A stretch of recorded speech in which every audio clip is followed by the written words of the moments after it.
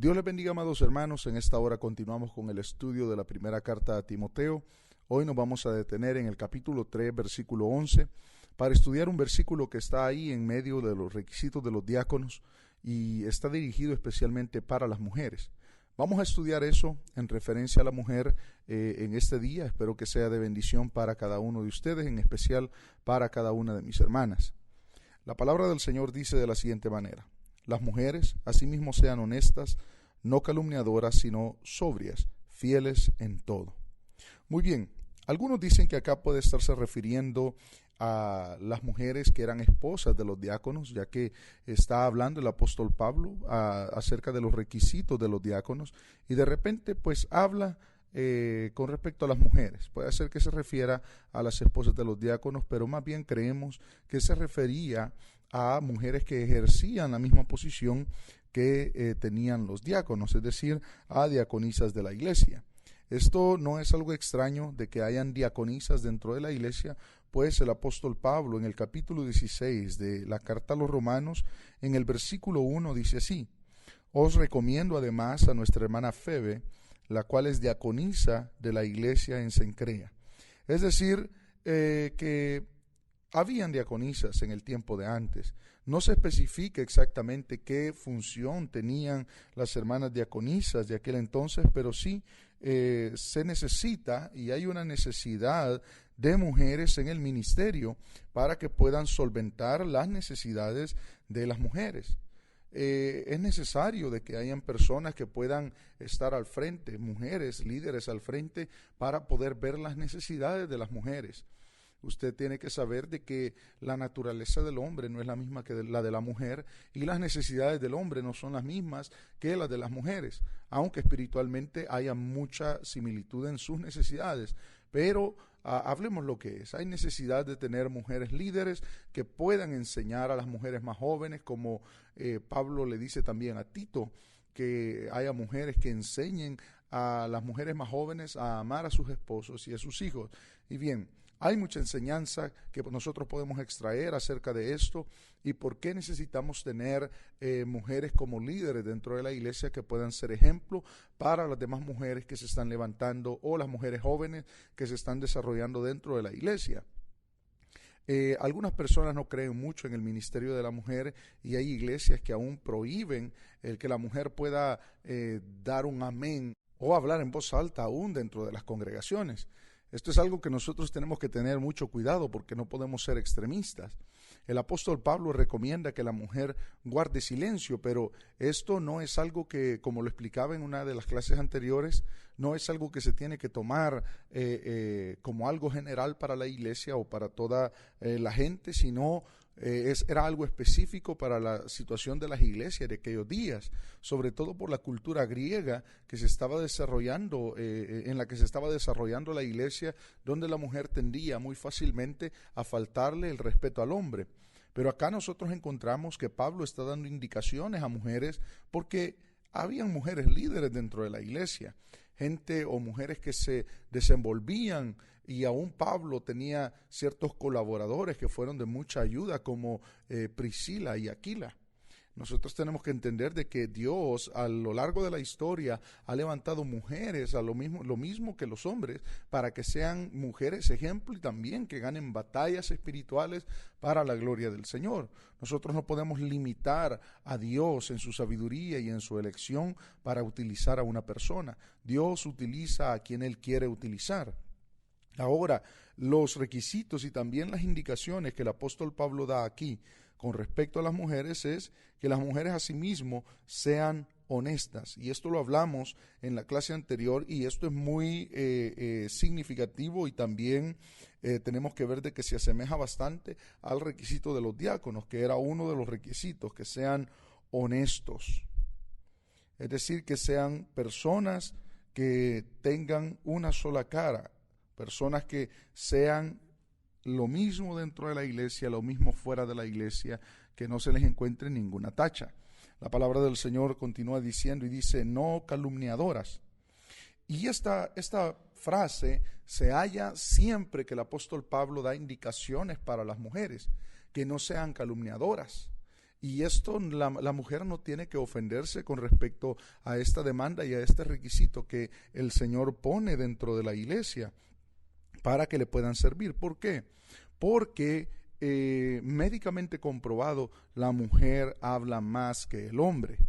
Y esto es de tener mucho cuidado, porque la mujer, sobre todo en los tiempos antiguos, se quedaba siempre en casa. Era prohibido que la mujer trabajara fuera de casa. Ella siempre, su trabajo fue criar a los hijos, estar en casa, bajo este contexto,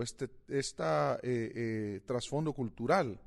Ahora en nuestros días, pues la mujer trabaja al igual que el hombre y se desenvuelve al igual que el hombre, pero nosotros tenemos que tener ese cuidado porque la palabra del Señor se aplica tanto para antes como para nuestros días.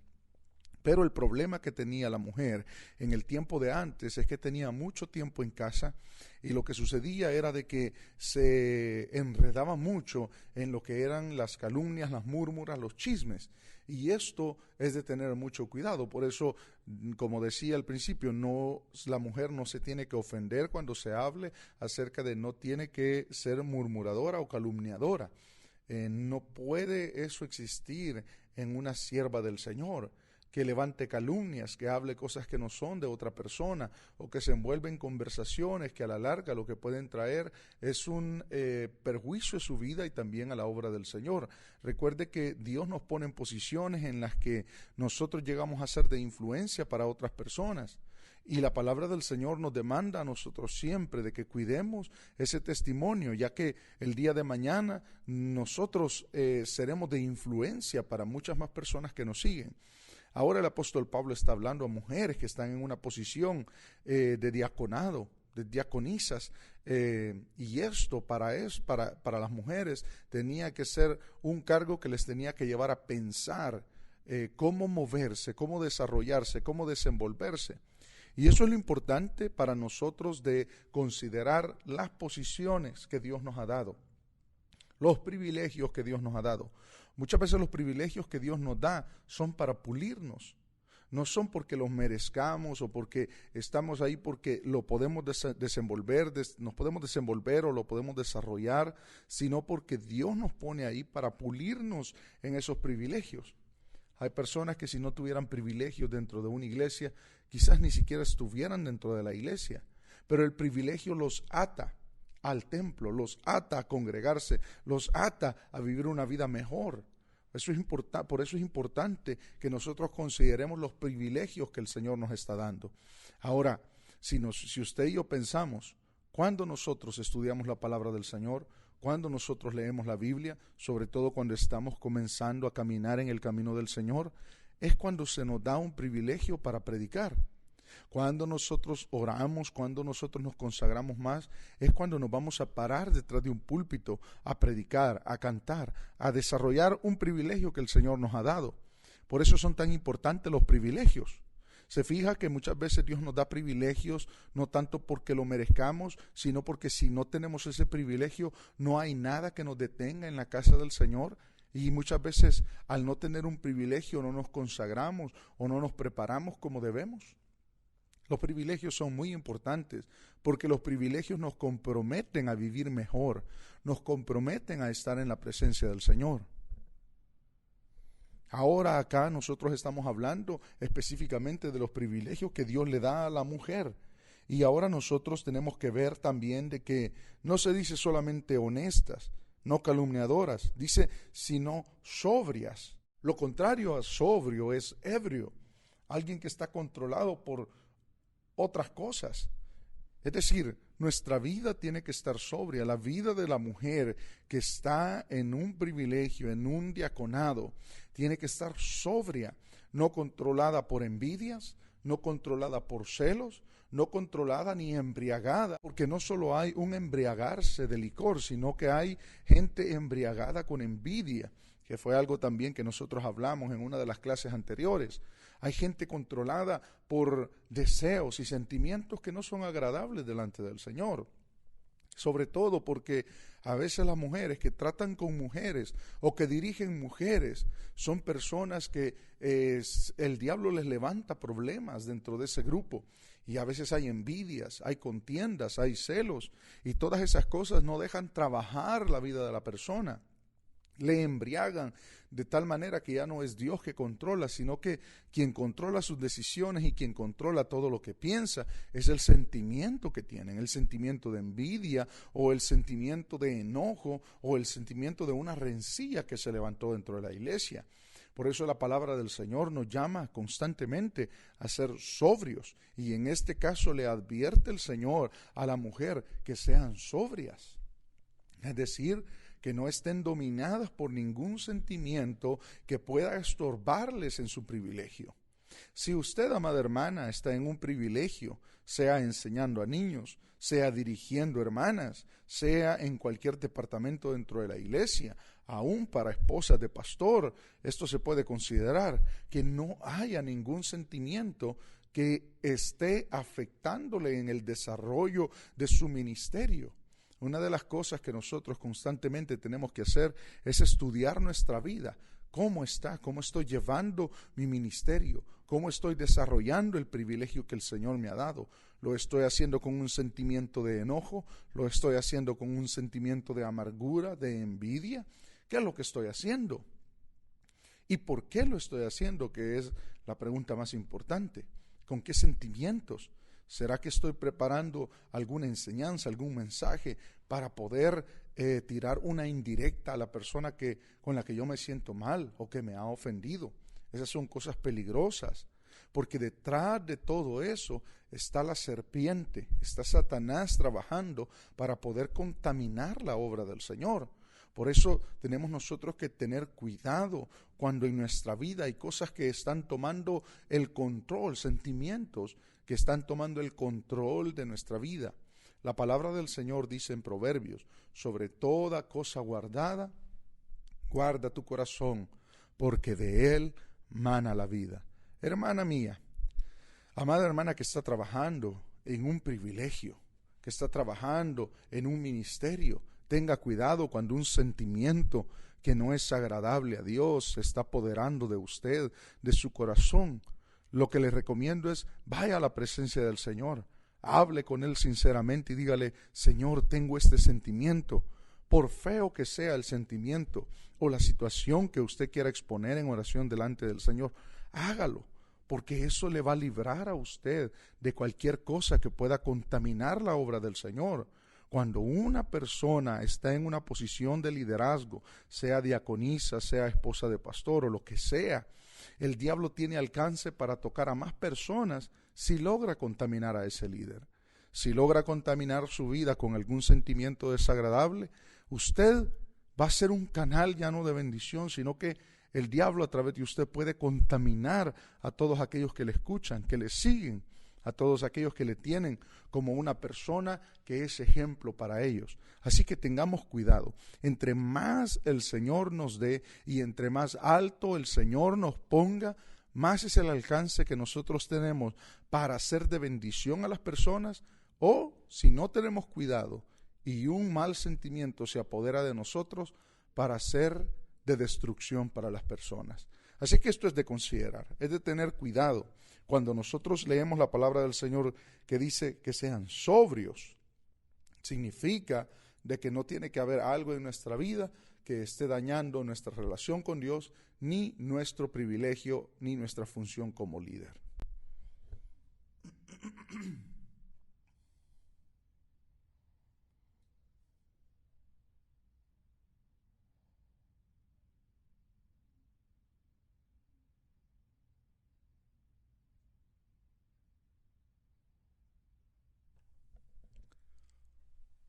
Ahora nosotros tenemos que entender de que el Señor nos dio una libertad en Cristo Jesús, sobre todo a las mujeres.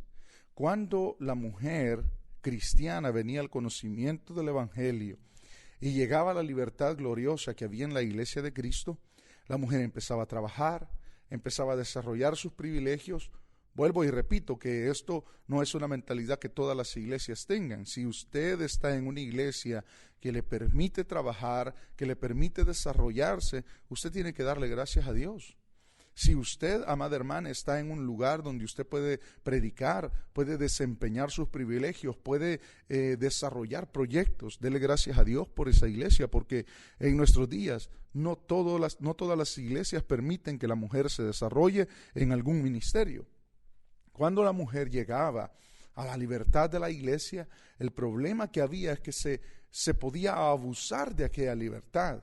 Es decir, habían mujeres que se sentían como a la misma estatura del hombre, que vamos a decirlo así, en Cristo Jesús. Así es, no hay, dice la palabra del Señor en Gálatas, no hay hombre ni mujer, no hay esclavo ni libre, sino que todos somos uno en Cristo Jesús. Pero el problema que había es que a la mujer le faltaba el respeto al hombre. El hombre, por su posición delante del Señor, no deja de ser la cabeza del hogar, ni tampoco deja de ser aquel que fue creado primero, el que incurrió en transgresión por el engaño que la serpiente hizo a Eva. Esto la palabra del Señor lo explica claramente en el capítulo 11 de la primera carta a los Corintios y en algunos otros versículos. Pero el Señor a la mujer le daba la libertad para trabajar, la libertad para hacer dentro de la iglesia. El problema había de que muchas mujeres le faltaban el respeto al hombre. Y aquí tenemos que entender por qué Pablo le decía a Timoteo que le prohibía a la mujer hablar y ejercer dominio sobre el hombre. Y era porque se daban estos casos dentro de la iglesia, sobre todo en aquella cultura griega donde la mujer prevalecía muchas veces sobre el hombre y sobre su autoridad.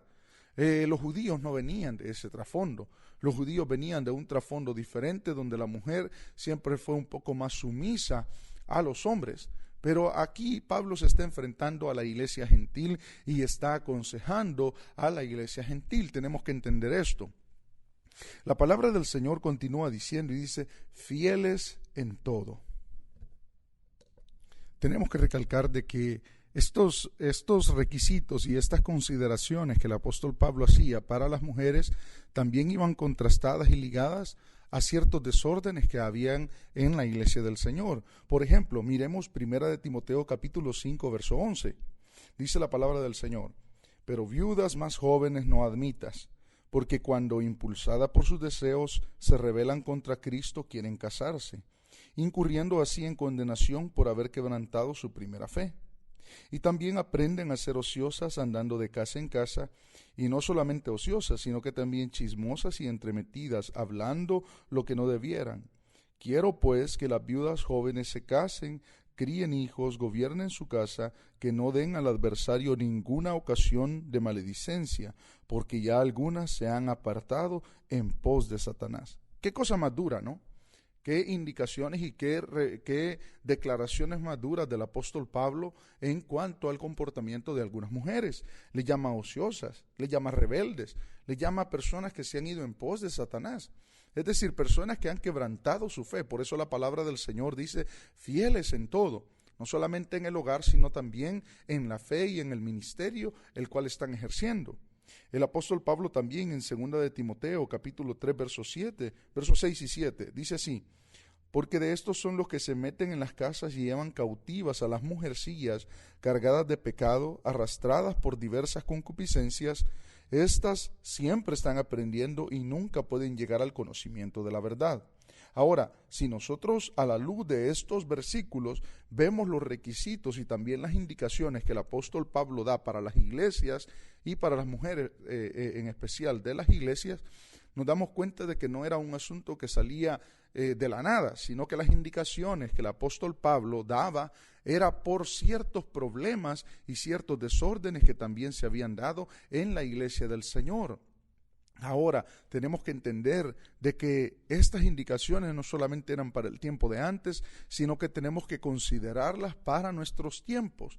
La palabra del Señor se aplica tanto hace 2000 años como también para el siglo XXI. Tenemos que entender de que el Señor está dando estas indicaciones para las mujeres ahora también, fieles en todo, fieles en su privilegio, en su ministerio.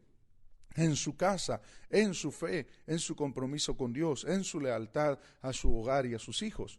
Todas estas cosas, el beneficio no es solamente para la iglesia, el beneficio es para cada una de las personas que aplica esta palabra a su propia vida. Amados hermanos, puede ser de que este corto estudio o esta corta referencia a este versículo hablando de las mujeres haya sido corto, pero yo sé que el Señor ha hablado a cada uno de nosotros, y sobre todo en el área en la que nosotros tenemos que entender más es en que tenemos que ser personas que no permitamos que nuestra vida y nuestros privilegios sean afectados por sentimientos que a Dios no le agradan. Nosotros tenemos que entender las virtudes y los defectos que nosotros tenemos, tanto por naturaleza como también por carácter personal. Es decir, por naturaleza, uno de los defectos de la mujer, y vuelvo y repito, espero que no se ofenda ninguna de mis amadas hermanas que esté oyendo esta enseñanza, pero uno de los defectos por naturaleza es que la mujer habla más que el hombre. Y eso puede hacer que se vuelva un defecto, aunque en realidad es una virtud que el Señor le ha dado. Pero si se usa para la gloria de Dios y en el sentido que tiene que ser utilizado. Pero si se usa de una manera en la que ya el diablo ha influenciado la vida para que lo que salga de esa boca sea algo que perjudique, ya es una cosa que se vuelve un defecto. Además de eso, tenemos que entender los defectos por carácter. Estos defectos por carácter ya están en cada uno de nosotros.